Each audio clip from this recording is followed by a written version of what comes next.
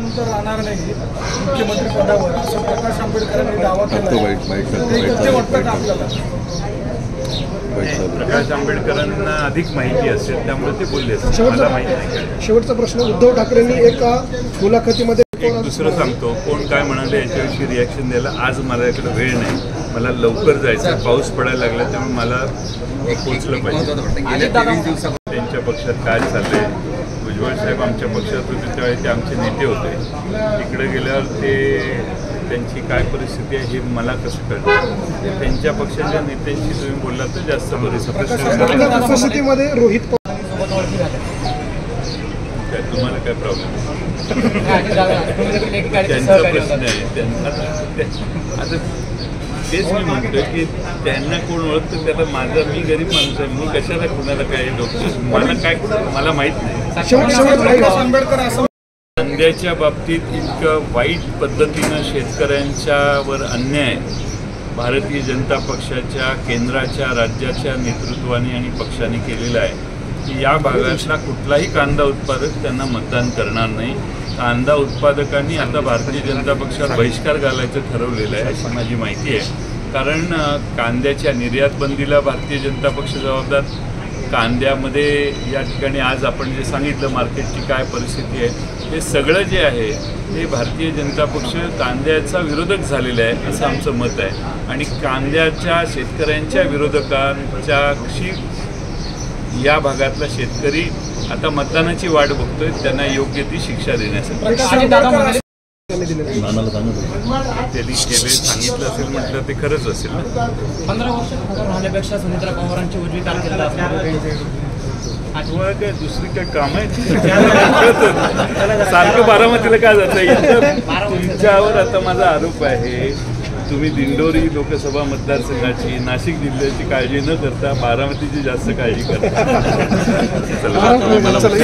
Short घ्यायचा नाही ना काय हरकत, तू शॉर्ट घे, मी घेतो शॉर्ट घे।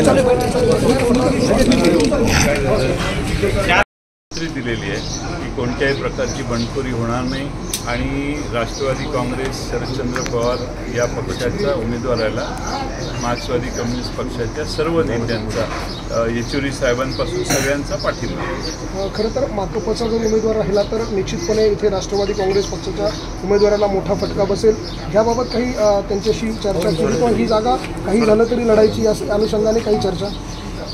नाही, फटका बसण्याचा प्रश्न पुढे आहे, ते उभे राहिले तर मला खात्री आहे की त्यांना समजून सांगितलं जाईल। ते निष्ठावंत कम्युनिस्ट पक्षाच्या विचारावर काम करणारे नेते आहेत, आत्तापर्यंत त्यांनी कम्युनिस्ट पक्षाच्या बरोबर आपली निष्ठा जपलेली आहे आणि या काळात आता मला वाटत नाही की त्यांची निष्ठा कुठे ढळेल। त्यांना आज बोलवलं होतं बैठकीला?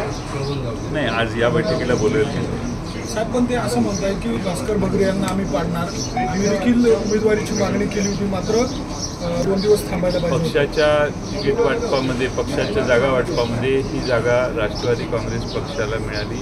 राष्ट्रवादी काँग्रेस शरदचंद्र पवार पक्षाला मिळाल्यावर आम्ही इथं आमचा उमेदवार उभा केला आहे।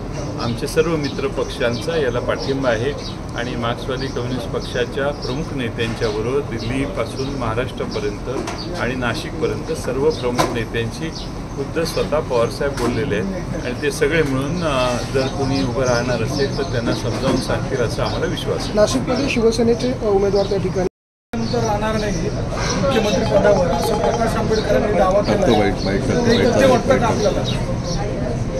प्रकाश आंबेडकरांना अधिक माहिती असेल त्यामुळे ते बोलले असेल, मला माहिती नाही। शेवटचा प्रश्न, उद्धव ठाकरेंनी एका मुलाखतीमध्ये त्यांच्या पक्षात काय चाललंय, भुजबळ साहेब आमच्या पक्षात होते त्यावेळी ते आमचे नेते होते, इकडे गेल्यावर त्यांची काय परिस्थिती आहे हे मला कसं कळतं, त्यांच्या पक्षाच्या नेत्यांशी तुम्ही बोललात तर जास्त बरं। उपस्थितीमध्ये रोहित उमेदवार अनेक ठिकाणी जाहीर झालेले नाही, वेळा त्यांच्यामध्ये आहे, आपण अनेक पावले पुढे गेलात ते त्यांचे डिक्लेअर का करत नाही, काय वाटतं, काय आपलं ॲनालिसिस आहे?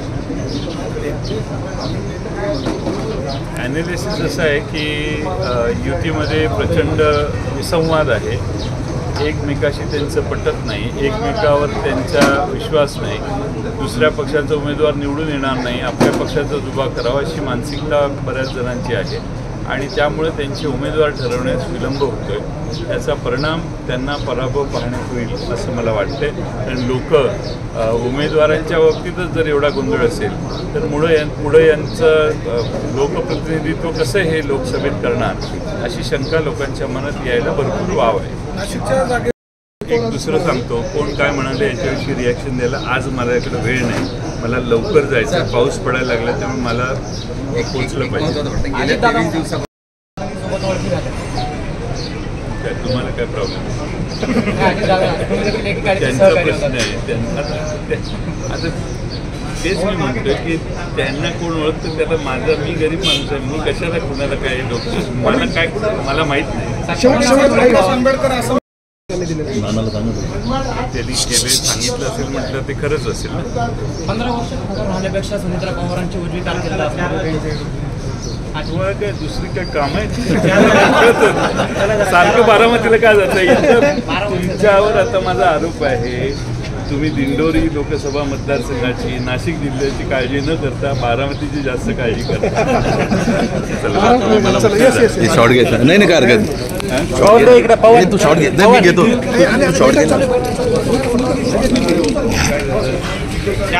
राष्ट्रवादी काँग्रेस पक्ष सक्रिय नाहीये अशा प्रकारचं चित्र सध्या दिसतंय आणि त्यांच्याकडनं देखील आपल्या गोटामध्ये अशा प्रकारची चर्चा, काही सूचना याबाबत आपण आज दिल्या काय की सगळ्यांचं लक्ष दिंडोरीला आहे, पण आज सूचना दिलेल्या आहेत.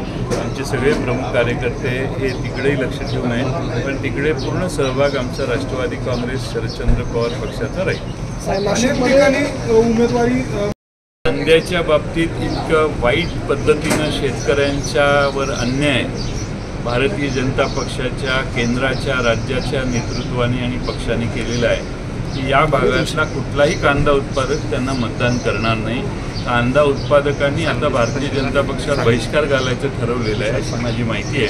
कारण कांद्याच्या निर्यात बंदीला भारतीय जनता पक्ष जबाबदार. कांद्यामध्ये या ठिकाणी आज आपण जे सांगितलं मार्केटची काय परिस्थिती आहे, हे सगळं जे आहे हे भारतीय जनता पक्ष कांद्याचा विरोधक झालेला आहे असं आमचं मत आहे. आणि कांद्याच्या शेतकऱ्यांच्या विरोधकांच्याशी या भागातला शेतकरी आता मतदानाची वाट बघतोय, त्यांना योग्य ती शिक्षा देण्यासाठी. एबीपी माझा, उघडा डोळे बघा नीट.